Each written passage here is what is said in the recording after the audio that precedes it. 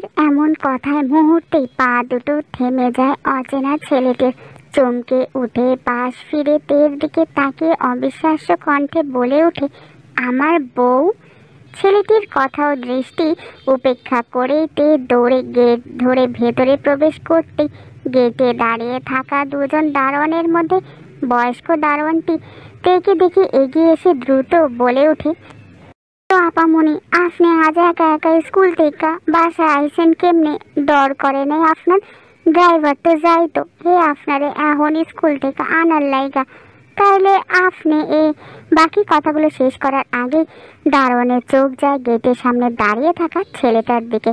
বিস্ময়কর দৃষ্টিতে কপাল কুঁচকে তাকিয়ে আছে তাদের দিকে ছেলেটা। দেখে বয়স্ক দারোয়ানটার সাথে সাথে জড়সড় হয়ে দাঁড়িয়ে লম্বা সালামের সহিত বলে ওঠে, আসসালামু আলাইকুম ছোট স্যার। ছেলেটি চোখ তুলে তাকায় বয়স্ক দারোয়ানের দিকে, কপাল কুঁচকে আবারও চোখ ঘুরায় মেয়েটির দিকে। সদ্য নিজের বউয়ের পরিচয় দেওয়া মেয়েটি যে এই জীবন বাড়ির প্রতিটা সদস্যদের সাথে বেশ সখ্যতা ভাব জমে আছে তা বুঝতে বাকি রইল না ছেলেটির। কিন্তু মেয়েটি তার বউ, এই বিষয়টি যেন আরো কৌতূহলের কারণ হচ্ছে ছেলেটার। মনে মনে ভাবলো, মেয়েটা কি তাহলে আমাকে মিথ্যা বলেছে? পিচ্ছি মেয়েটাই বা বউয়ের পরিচয় দিবে কেন আমাকে? ছেলেটা তখন ভাবলো, আমার কি কোথাও কোনো ভুল হচ্ছে নাকি মেয়েটির কথা শুনতে বা মেয়েটিকে চিনতে? তবে এতটা নিশ্চিত যে বয়স্ক দারোয়ানের কথায় মনে হলে অপরিচিত মেয়েটির জীবন বাড়িতেই থাকে। সবটা বোঝার জন্য শান্ত ভঙ্গিতে আগের ন্যায় নিজের দু হাত পকেটে ভরে সামনে আগায় ছেলেটি। তে দারোয়ানের কথার উত্তরে হাসি হাসি হয়ে জানায়, আজ তার স্কুল তাড়াতাড়ি ছুটি হওয়ায় সে একাই ফিরেছে বাড়িতে। তে এরপর দৌড়ে বাসার ভেতরে ঢুকতেই তার সাথে জিনের দেখা হয়ে যায়।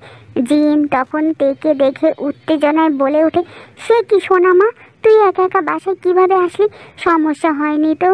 তুই কি সম্পূর্ণ ক্লাস না করে চলে এসেছিস আজ? এত ফাঁকি কেন দেশ মা পড়ালেখায়? তে তখন বলল, সমস্যা হয়নি মামি, স্কুল ছুটি হয়ে গেছে তাই চলে এসেছি। স্কুলে একা বসে থেকে কি করব, শুধু শুধু কাজ আছে কোনো, তাই বাড়ির রাস্তা মাপতে মাপতে একা চলে এসেছি। জিন তখন বলল, তারপরও সোনামা, রাস্তায় যদি তোর কোনো বিপদ হতো তখন কি হতো বল? তে তখন বলল, জানো মামি আজ কি হয়েছে? আজ বাসায় আসার সময় না আমি রাস্তায় হারিয়ে গিয়েছিলাম, কিন্তু একটা ভালো ভাইয়া আমাকে বাড়ি পর্যন্ত পৌঁছে দিয়েছে। ওই যে ওই দেখো ওই ভাইয়াটা। তে তার পেছনের ছেলেটিকে হাতের ইশারায় দেখালো জিনকে আর বলল, ওই যে ওই ভাইয়াটাই আমাকে বাড়িতে নিয়ে এসেছে। তের হাতের দৃষ্টি অনুসরণ করে জিন কপাল কুঁচকে পেছন দিকে তাকাতেই চমকে ওঠে, সাথে সাথে বলে ওঠে, জাঙ্কুক তুই? জিনের কথায় মুহূর্তে তে চমকে ওঠে। মনে পড়ে যায় জিন তাকে প্রথম দিনই বলেছিল সে জাঙ্কুকের বউ। তে তখন মনে মনে ভাবলো, তাহলে কি এই সেই জাঙ্কুক যার আমি বউ? কৌতূহল বসে তে জলদি করে জিনকে প্রশ্ন করে বসলো, মামি মামি, উনি কি আমার স্বামী? উত্তেজনার মধ্যে জিন তের কথা না শুনে অজানা ভয় তেকে জলদি করে নিজের বুকে জাপটে ধরে। এমনভাবে জাপটে ধরে রেখেছে যেন তেকে একটু ছাড়লেই জাঙ্কুক তেকে তার কাছ থেকে চিরদিনের জন্য কেড়ে নিয়ে চলে যাবে। তে জিনের বুকে মুখ গুজা অবস্থাতেই তাকায় জাঙ্কুকের দিকে, জাঙ্কুকও তাকায় তের দিকে। সাথে সাথে চোখাচোখি হয় দুজনের। জাঙ্কুক বিস্ময়ে তাকিয়ে আছে তের দিকে। জাঙ্কুকের চোখ জোড়া তখনও স্থির তের ঘেমে যাওয়া মুখমণ্ডলে। জাঙ্কুকের অপলক দৃষ্টিতে তাকিয়ে থাকার মধ্য দিয়ে ধ্যান ভাঙে জিনের কথায়। জিন তখন জাঙ্কুককে জিজ্ঞেস করে, জাঙ্কুক তুই কবে এসেছিস দেশে? জাঙ্কুকের বিশেষ একটা ভাবান্তর হলো না, পলকহীন দৃষ্টিতে তাকিয়ে আছে জিনের বুকে মাথা গুজে রাখা তের দিকে। জাঙ্কুক চিনতে পারে নিজের বাল্যকালের বউটিকে। হারিয়ে যাওয়া বউটি যে হুট করেই এভাবে দেখা হয়ে যাবে জাঙ্কুক তা ভাবতেও পারেনি। জাঙ্কুক চমকায়। অতিরিক্ত শখে যেমন মানুষ মূর্তি হয়ে যায়, জাঙ্কুকের বেলাও ঠিক তাই হলো। জাঙ্কুক কি রিয়াক্ট করবে বুঝতে পারে না, জমে গেছে যেন এক জায়গাতে। তাই শুধু বিস্ময়ে তাকিয়ে আছে তের দিকে। তার হুট করে জানা এই পিচ্চি বউটি আজ বেশ বড় হয়ে গেছে, শরীরের বেশ পরিবর্তনও ঘটেছে, তবে চোখে মুখে বাচ্চা বাচ্চা ভাবটা রয়ে গেছে এখনো। জাঙ্কুক এতক্ষণ নীরব দর্শকের মতো নিজের মামি ও তের কথাগুলো শুনছিল। জাঙ্কুক হতবাক হয়েছিল যখন নিজের মামি তেকে এতটা আদুরে ভাবে আঁকড়ে রেখেছিল। জাঙ্কুক বোঝার চেষ্টা করছিল, তাহলে কি আসলে এই পিচ্চি মেয়েটা আমার পিচ্চি বউ? কিন্তু যাই হোক না কেন, জিনের সাথে তের এমন ভালোবাসার সখ্যতা দেখে জাঙ্কুক বুঝতে পারল সত্যি হয়তো তের সাথে জীবন বাড়ির কোনো গভীর সম্পর্ক রয়েছে। জাঙ্কুক এখনো চুপচাপ তের সেই ঘেমে যাওয়া মুখটার দিকেই তাকিয়ে আছে। জিন মনে মনে ভাবল, জাঙ্কুক কি তাহলে জেনে গিয়েছে তে তার পিছে বউ? না, জানবে কি করে? জাঙ্কুক তো আসলোই 2 বছর পর দেশে। কথাটা ভেবে জিন একটা স্বস্তির নিঃশ্বাস ফেলল। নিজেকে সংযম রেখে চোখ তুলে আবারও তাকায় জাঙ্কুকের দিকে। কারণ জিনের ধারণা জাঙ্কুক তে সত্যি সম্পর্কে এখনো জানে না। কারণ জাঙ্কুক আজ 2 বছর পর জীবন বাড়িতে ফিরেছে দেশের বাহির থেকে, তাও আবার তেকে সঙ্গে করে নিয়ে। জাঙ্কুক আজ বাসায় ফিরবে সেই ধারণা জিনের ছিল। কিছুক্ষণ আগে জাঙ্কুকের বাংলাদেশি ফোন নাম্বার থেকে ফোন এসেছিল জিনের কাছে, তাই বুঝতে পেরেছিল যে করেই হোক জাঙ্কুক এখন বাংলাদেশেই আছে। কিন্তু তে আর জাঙ্কুক যে একসাথে আছে আর 2 জন যে একসাথেই বাসায় ফিরবে এ বিষয়ে জিনের কোনো ধারণাই ছিল না। কিন্তু জিন এখনো জানে না জাঙ্কুকের নাম্বার থেকে জিনকে জাঙ্কুক নয় বরং তে ফোন করেছিল। কোনো বিপদের আশঙ্কা না থাকায় জিন তেকে নিয়ে দাঁড়া করায়। জিনের এই মুহূর্তে জাঙ্কুককে সময় দেওয়া ভীষণ প্রয়োজন, তাই সে তেকে জাঙ্কুকের সামনে আর রাখতে চায় না। কিন্তু জাঙ্কুক দুর্দান্ত তীক্ষ্ণ মাইন্ডেড। জাঙ্কুকের মুখ নয় দৃষ্টি চলে বরাবরই বেশি।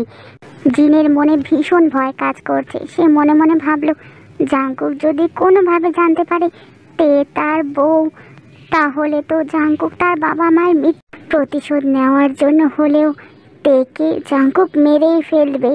জিন এসব ভেবে ভয়ে তার হাত পা কাঁপছে। তাই জিন নীরবে তেকে উদ্দেশ্য করে বলল, তে মা, তুই ন্যান্সির সাথে রুমে যা, গিয়ে ফ্রেশ হয়ে নে যা। জিনের কথা তের কান অবধি পৌঁছালেও তের মস্তিষ্ক সেটা ধরতে পারেনি, কারণ তের মাথায় শুধু জাঙ্কুক নামক শব্দটি ঘুরছে এই মুহূর্তে।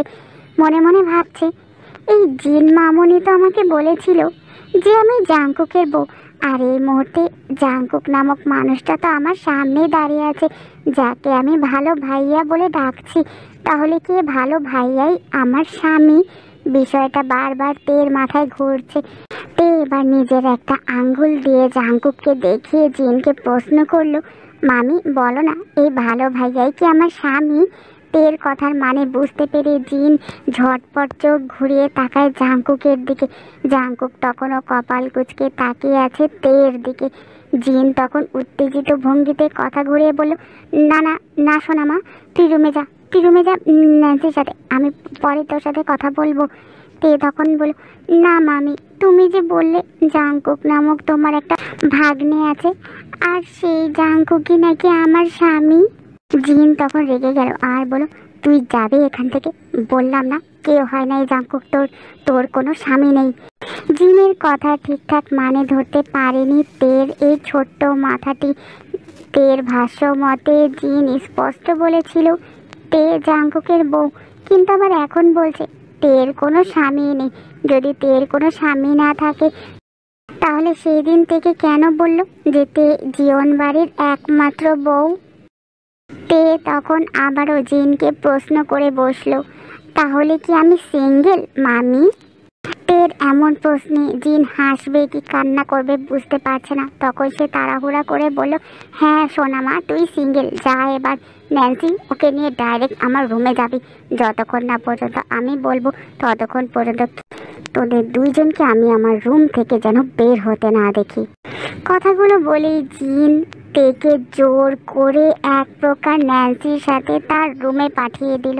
কারণ তের পর করা প্রশ্নে সাংঘাতিক বিপদে ফেলে দিচ্ছে জিনকে।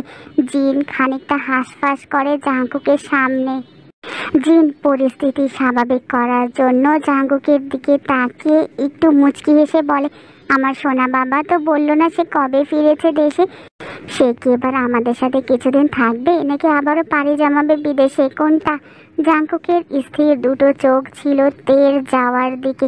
নিজের মামের কথা কানে আসতেই চোখ ঘুরিয়ে তাকালো জিনের দিকে। জিনের হাসি মুখ দেখে গম্ভীর কণ্ঠে বলল, দেশে ফেরা হয়েছে আরও 2 দিন আগেই মামি। এবার যাওয়াটা নিশ্চিত বলতে না পারলেও কিছুদিন থাকাটা নিশ্চিত বলতে পারছি।